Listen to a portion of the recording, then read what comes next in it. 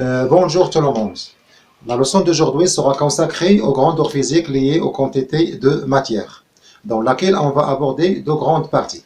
La première partie sera consacrée aux quantités de matière ou bien les grandeurs physiques liées aux quantités de matière pour le cas des solides et les liquides. Et la deuxième partie sera consacrée au cas des gaz. Commençons le premier paragraphe. Cas des solides et des liquides. Donc, comment peut-on trouver l'expression de la quantité de matière en fonction des grandeurs physiques qui caractérisent l'état solide ou bien liquide? Tout d'abord, on commence par un petit rappel sur les connaissances que vous avez vues l'année dernière. Commençons par la mole. C'est quoi la mole? La mole, c'est tout simplement la quantité de matière qui contient 6,02 10 à la puissance 23 particules identiques. Ces particules peuvent être soit des atomes, soit des ions, soit des molécules, etc. Bien, la quantité de matière d'un échantillon, c'est tout simplement le nombre de moles que contient cet échantillon. Le nombre de moles, oui, le nombre de moles que contient cet échantillon. Elle est noté petit m et son unité c'est mol. On écrit l'unité de symbole mol sans E. C'est bon. Bien, et passons maintenant au premier paragraphe, la quantité de matière, ou bien la relation entre la quantité de matière et la masse. Donc, premièrement, la masse, ou bien la quantité de matière et la masse. La quantité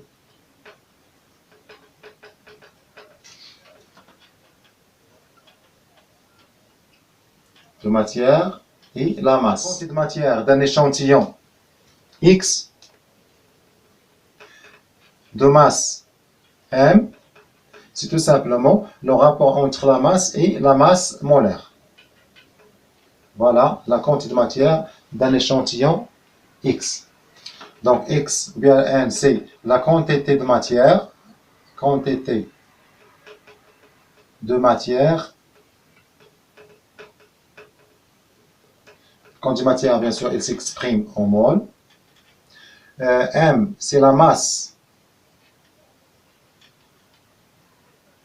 La masse de l'échantillon X, de X, elle s'exprime en grammes. Et grand M, c'est la masse molaire de X. La masse, pardon, la masse molaire de X. Bien sûr, elle s'exprime en grammes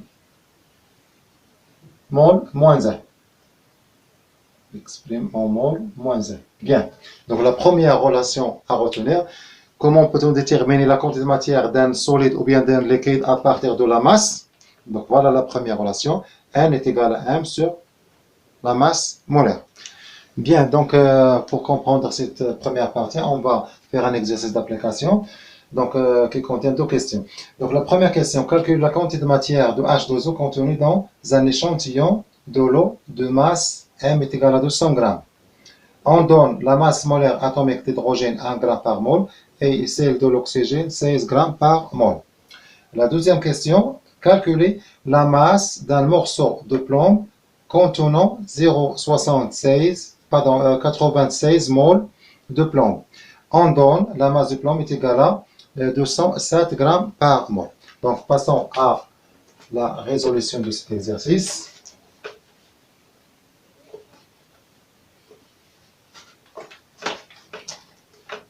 Bien. Donc, la première question, la quantité de matière de l'eau. Donc, on sait que, ou bien on sait que N est égal à la masse sur la masse molaire. Hein? La masse de quoi? La masse molaire de H2O. Donc, la première étape, il faut calculer la masse molaire de H2O. Avec la masse, c'est tout simplement la masse molaire de H2O est égale à quoi? On a ici deux atomes d'hydrogène, donc 2 fois la masse d'hydrogène plus la masse de l'oxygène. Application numérique, donc 2 fois 1 plus 16 égale à 18 grammes par mol. Bien. Donc maintenant, application numérique de la première relation. Donc N est égal à quoi? égale à la masse qui est égale à 200, donc est égal à 200, divisé par 18. Hein? Donc après calcul, on trouve cette valeur est égale à presque 11,1 mol. Bien. Passons à la deuxième question. Donc la deuxième question, qu'est-ce qu'on a? On a la quantité de matière, on a la masse molaire et on cherche la masse. Toujours, on va appliquer la même relation. Hein? Donc on sait que, ou bien on a N est égal à quoi? Est égal à la masse du plomb sur la masse molaire du plomb. Donc la masse est égale à quoi? Est égale à N fois M. Donc est égal à N fois M. Hein? Donc est égal à quoi? Donc application numérique. Donc pour la quantité de matière est égale à 0,76 ou la 96 pardon. Et la masse molaire est égale à 1207. Donc après calcul, on trouve presque est égal à 1200 grammes. Voilà. Donc c'est très simple. Donc soit donc le premier cas on a un liquide, H2O c'est un liquide. Dans le deuxième cas on a un solide. Donc tous les cas, soit solide soit liquide, on peut trouver la masse, ou pardon, la quantité de matière à partir de la masse et la masse molaire. Dans le deuxième paragraphe, la quantité de matière et le volume. Donc on va chercher la relation qui relie le volume et la quantité de matière dans le cas des solides volumiques. La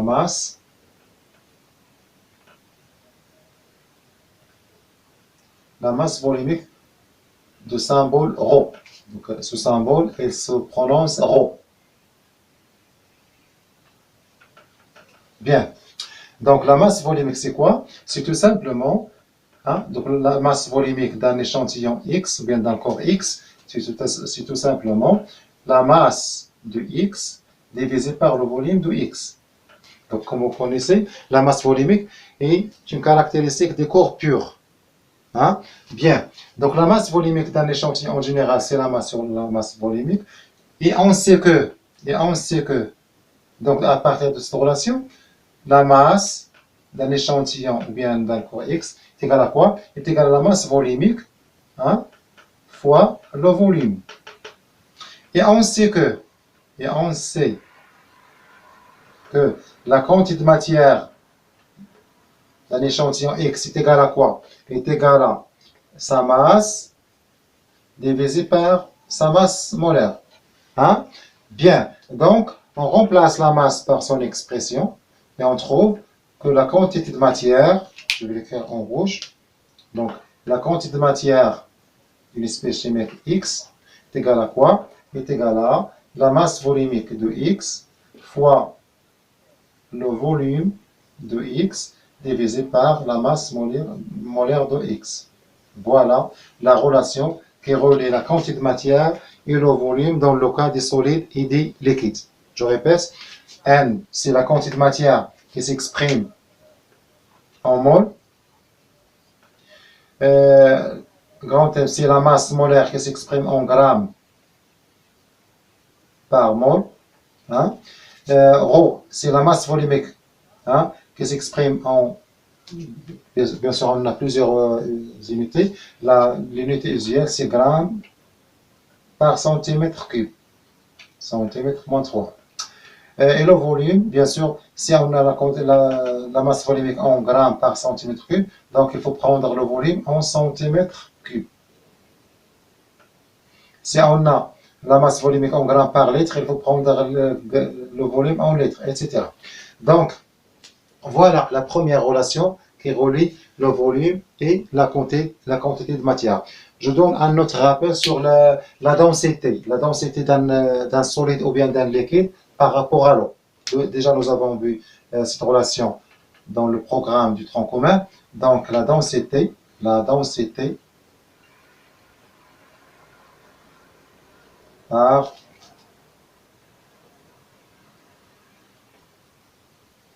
rapport à l'eau. Donc, la densité par rapport à l'eau, elle est donnée par la relation suivante. Donc, D est égal à c'est le rapport entre la masse d'un échantillon, d'un liquide ou bien d'un solide de volume V sur la masse de même volume de l'eau. Par exemple, on la note 1'. Ou bien, c'est tout simplement, c'est le rapport entre la masse volumique de X et la masse volumique de l'eau. Hein? Bien. Donc, la densité est égale à ρ sur ρ de l'eau. Bien, tout simplement, pour simplifier, on écrit ρ0. ρ0, c'est la masse volumique de l'eau. La masse volumique de l'eau. La masse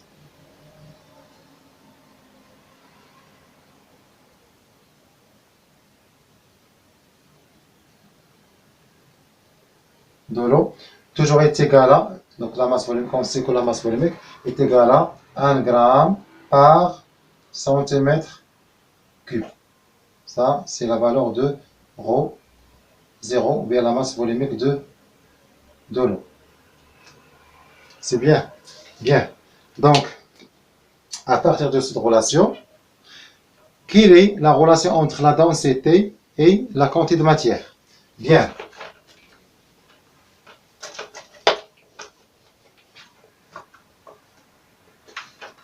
Donc, à partir de cette relation, on a D est égal à ρ. Pour simplifier, ce n'est pas la peine de répéter X. Donc, ρ sur ρ0. ρ, c'est la masse volumique de l'échantillon X, ou bien de l'espèce X, ou bien du corps X. ρ0, c'est la masse volumique de l'eau. Donc, cette relation nous donne quoi? Donc, cette relation nous donne, donc ça, un peu quoi? Que ρ, la masse volumique est égale à la densité fois ρ0. Donc, qu'est-ce qu'on va faire? Donc, on va remplacer ρ, la masse volumique, par son expression dans la relation de la quantité de matière, comme on a trouvé dans ce paragraphe. Donc la quantité de matière, donc N d'un échantillon, est égale à quoi? Est égale à ρ. On va la remplacer par D fois ρ0, donc D fois ρ0 fois le volume de X divisé par la masse molaire de X. C'est bon? Voilà la relation entre le volume et la quantité de matière. Mais cette fois-ci, on a introduit la densité et la masse volumique de l'eau. Bien. Donc, il reste une autre relation concernant les aspects chimiques dissoutes dans une solution. Donc, la relation entre la concentration et la quantité de matière. Donc, 3. La concentration, bien la quantité de matière, la quantité de matière et la concentration.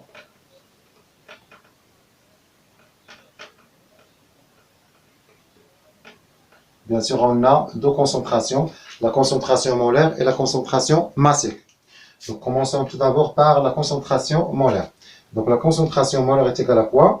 C'est, donc, la concentration molaire, c'est égal à N divisé par le volume. C'est quoi C, c'est quoi N, c'est quoi V? Donc, N, c'est la quantité de matière, la quantité de matière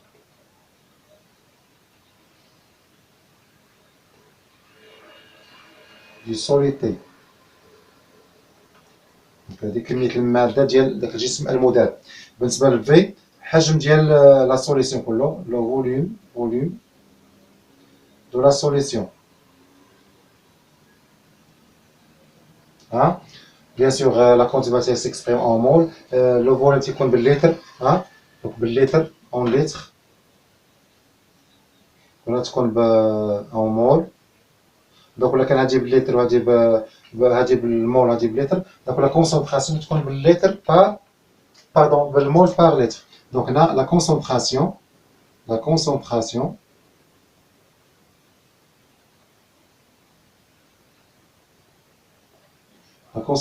molaire, bien sûr en mol par litre. Bien. Donc, à partir de cette relation, à quoi est égale la quantité de matière? Donc, N est égal à, tout simplement, C fois V. Donc, on va écrire la relation qui relie la quantité de matière et la concentration dans les cas des espèces chimiques dissoutes dans une solution. Donc, la quantité de matière qui nous intéresse dans ce paragraphe, donc N est égal à quoi? Tout simplement la concentration fois le volume. C fois V. Bien sûr, je répète, N en mol, c'est la concentration en mol par litre et de V en litres. C'est bon? Bien. Rappelons maintenant une autre relation, c'est la concentration massique. C'est quoi la concentration massique? Donc la concentration massique,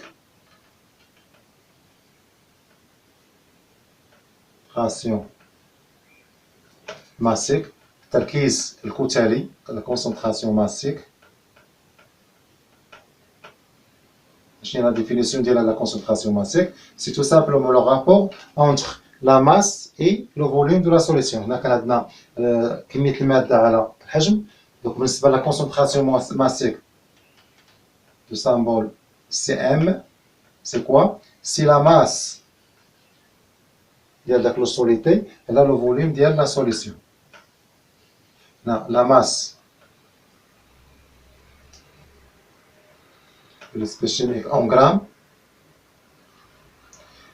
le volume de la solution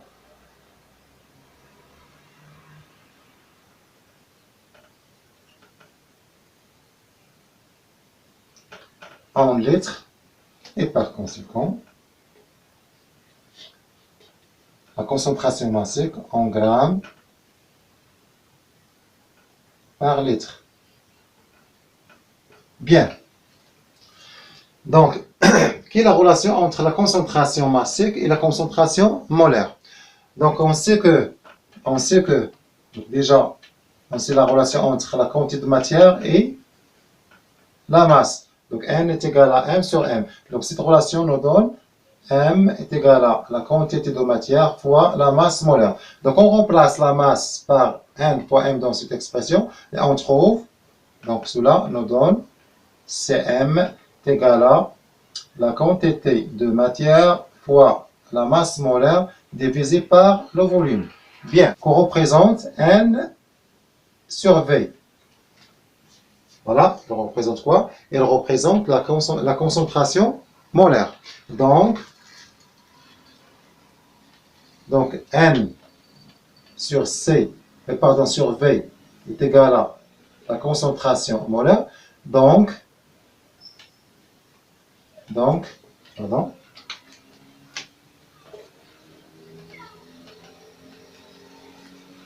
Donc la concentration massique est égale à quoi? Est égale à C fois la masse molaire. Voilà la relation entre la concentration massique et la concentration molaire. Attention, ça c'est Cm, ce n'est pas C fois M. Hein? On écrit M, donc vous dites M صغيرة لتحت, يعني la concentration massique, ماشي C fois M. Attention. Donc on a la concentration massique, التركيز الكتلي تساوي التركيز المولي fois la masse molaire. Bien. Donc, quelle est la relation qui relie la concentration massique et la quantité de matière? Hein? Donc, à partir de cette relation, c'est à quoi est égal? Hein? C est égal à Cm divisé par la masse molaire. Donc, on remplace C, la concentration molaire, par son expression dans la relation qu'on a déjà trouvée. Donc, on trouve la relation entre la concentration massique et la concentration massique et la quantité de matière.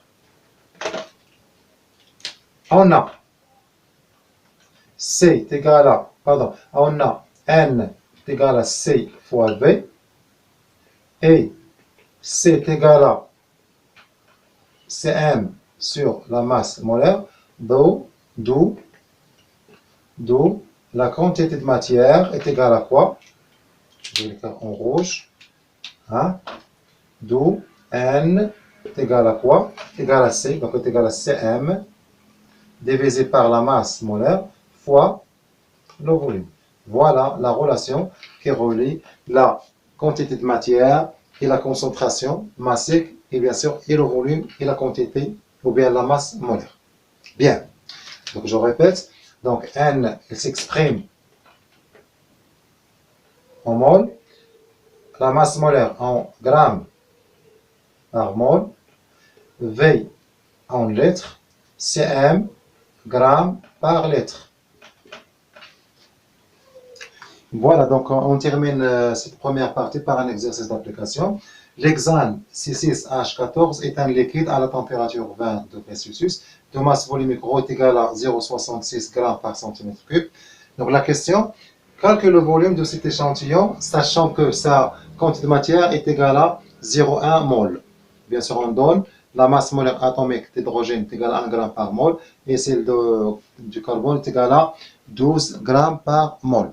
Donc, la question, c'est calculer le volume. Donc, quelle est la relation entre la quantité de matière? La réponse à cette question. Donc, qu'est-ce qu'on sait? On sait que la relation entre la quantité de matière et le volume. Donc, on sait que N est égal à ρ fois V divisé par la masse molaire. Donc, qu'est-ce qu'on cherche? On cherche le volume. Donc, le volume V est égal à quoi? Est égal à N fois M divisé par ρ. Donc, N fois la masse molaire divisé par la masse volumique. Donc, d'après les données, on a N est égal à 0,1. On a la masse volumique est égale à 0,66. Mais on n'a pas la masse molaire. Donc, tout d'abord, il faut calculer la masse molaire. Avec la masse molaire est égale à quoi? La masse molaire de C6H14. Donc, est égale à la masse de C6H14 est égale à 6 fois la masse d'hydrogène plus 6 la masse du carbone plus 14 la masse d'hydrogène. Est égal à 6 fois 12 plus 14 fois 1.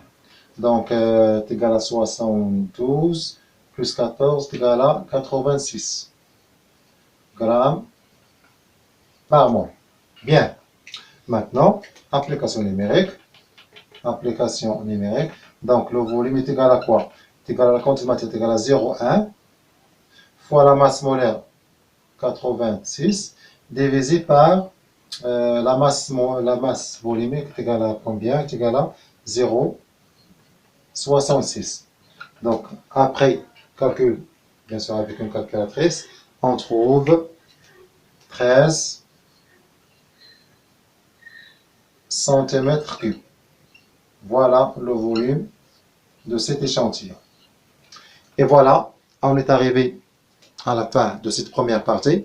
Donc, on se rencontre dans la deuxième partie, Inch'Allah, concernant la quantité de matière des gaz. Voilà, merci pour votre attention et à la deuxième partie, Inch'Allah.